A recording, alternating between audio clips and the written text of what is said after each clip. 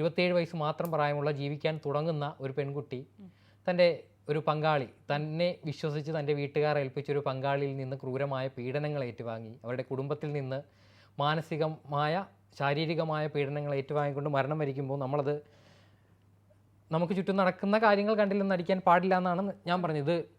തമിഴ്നാട്ടിൽ ഇത്തരത്തിലുള്ള ധാരാളം കേസുകൾ നടക്കുന്നുണ്ട്.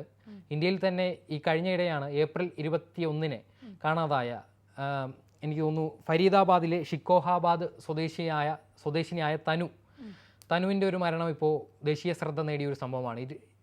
അവളെ 23 വയസ്സുകാരിയായ തനു ഭർത്തൃ വീട്ടിലേക്ക് പോകുന്നു. ഭർത്തൃ വീട്ടിൽ സ്ത്രീധനവുമായി ബന്ധപ്പെട്ട തർക്കമുണ്ടാകുന്നു. തർക്കത്തെ തുടർന്ന് ഭർത്തൃ പിതാവ് ഇവളെ കഴുത്ത് ഞെരിച്ച് കൊന്ന് വീട്ടിലേക്കുള്ള ഒരു പുതുവഴി പുതുതായി ഉണ്ടാക്കി അവിടെ കോൺക്രീറ്റ് കുഴിച്ചു മൂടി അതിന് മുകളിൽ കോൺക്രീറ്റ് ചെയ്തു.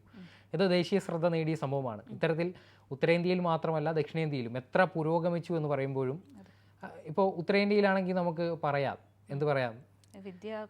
വിദ്യാഭ്യാസപരമായിട്ട് സാമൂഹികപരമായിട്ട് കുറച്ച് അധസ്ഥിര എന്നൊരിക്കലും പറയാൻ പറ്റില്ല. അവർക്കിടയിലും അവർ ജീവിച്ചു വന്ന ചുറ്റുപാട് ഒരു പക്ഷേ അങ്ങനെ ആയിരിക്കാം. അതുകൊണ്ട് ആരെയും അധസ്ഥിതരായി കാണേണ്ടതില്ല.